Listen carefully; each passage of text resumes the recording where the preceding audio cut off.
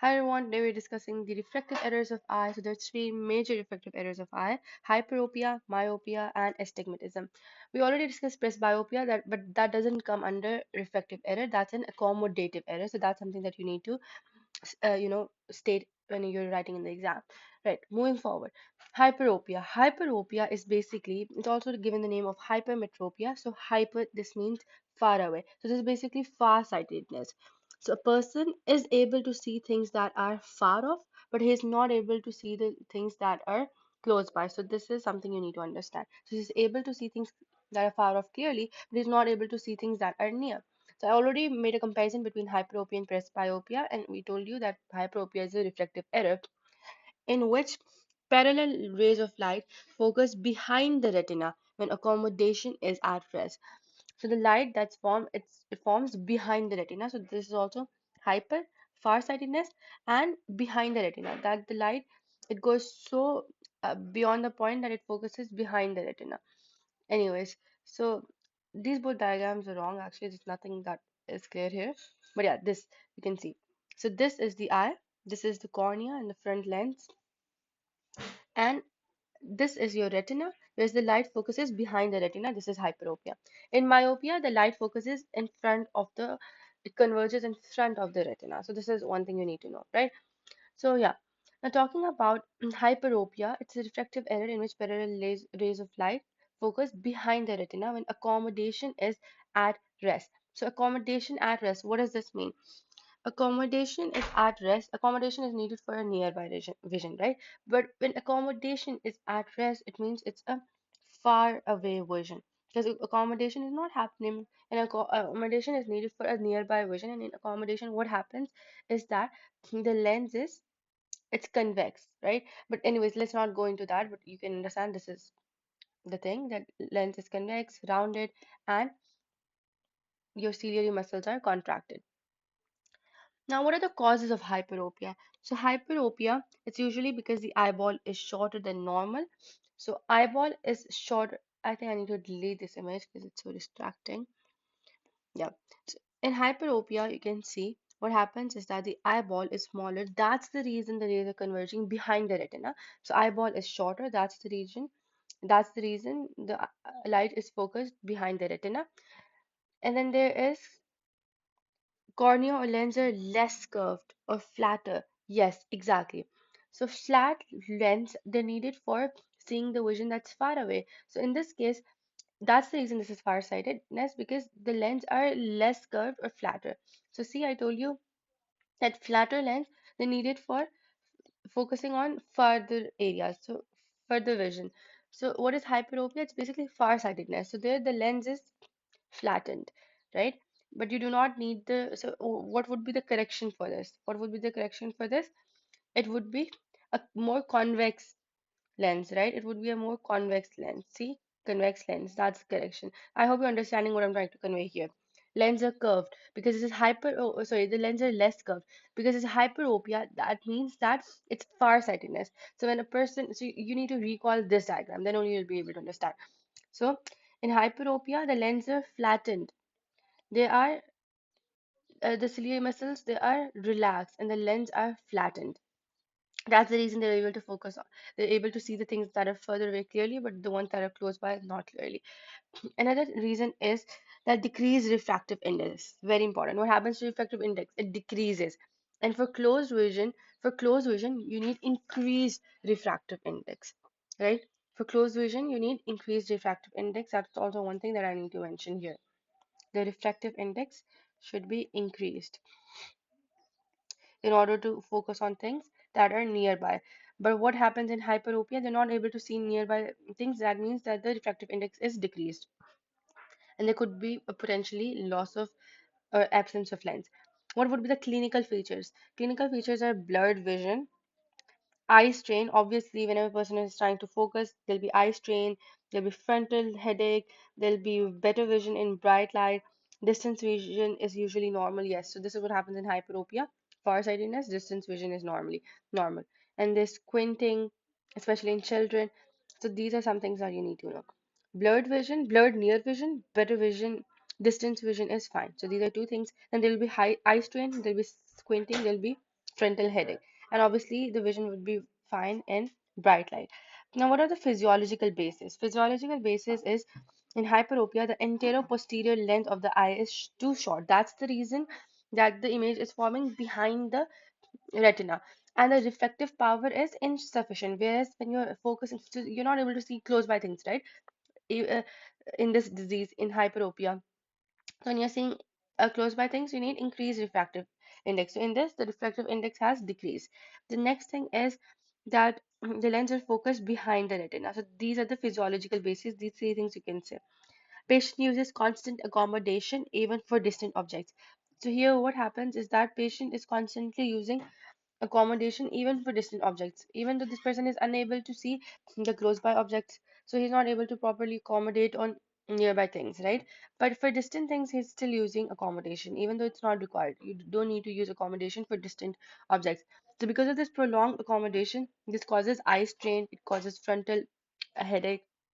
With age, anyways, accommodation decreases. That is presbyopia. So that we're not discussing right now. What would be the correction? I already told you, convex lens. Because what happens in hyperopia, the lens are flattened, right? You understood why it's flattened? Yeah, it's flattened, and now you need, for correction, you need the convex lens. And also the refractive power was decreased, so you need to increase the refractive power of the eye, or the converging power of the eye. And then you need to try to shift the focus from behind retina right onto the retina. And obviously contact lens or LASIK surgery, which is a refractive surgery. So hyperopia in summary is caused by a short eyeball or decreased refractive power, leading to image formation behind the retina, and it is corrected by convex lens. This is the summary. These are the 4 points. If you learn them, well and good, right? But in exam, they can ask you in terms of definition, then they can ask you the causes, they can ask you clinical features, they can ask you physiological basis, then they can ask you correction. Now, when you talk about myopia, it is short-sightedness, right? Let me highlight the things that you need to be knowing, and this is the one-line summary. Okay, now what you need to know is myopia is nearsightedness, short-sightedness. What does this mean? This means, okay, I won't write it again, but this means you're able to see the things close off, but the things that are far away, you are not able to see them. So I have myopia, which means I am not able to see the things that are far off. They usually appear blurred, but the things that are close by, I can read them. So one indication of myopia is that the person has to hold the things up close so that they can be able to read it. What was for presbyopia? And presbyopia, the older people, they normally hold the books at an arm's length in order for them to be able to read it.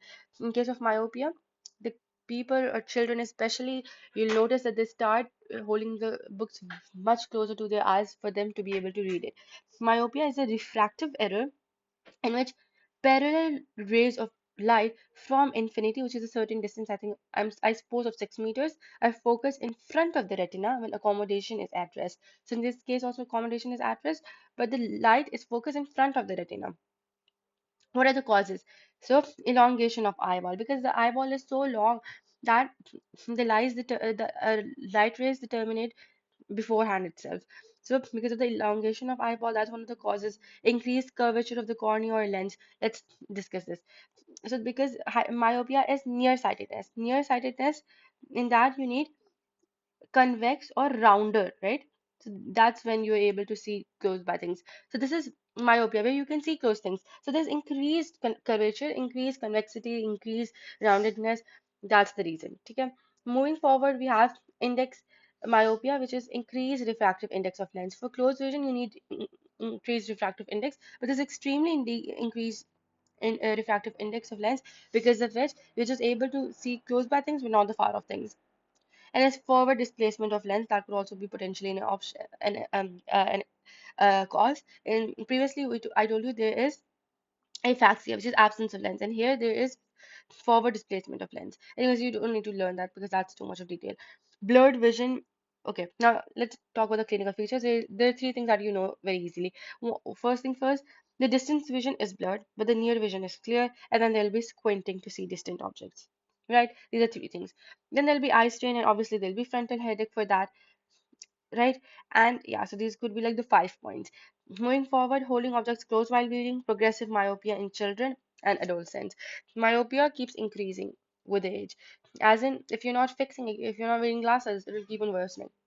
Physiological basis. The eyeball is too long and refractive power is too strong. For close by vision, refractive power is too strong, eyeball is too long. That's the reason the light rays converge in front of the retina. Image reaching retina is blurred for distant objects. So for distant objects, the image is blurred.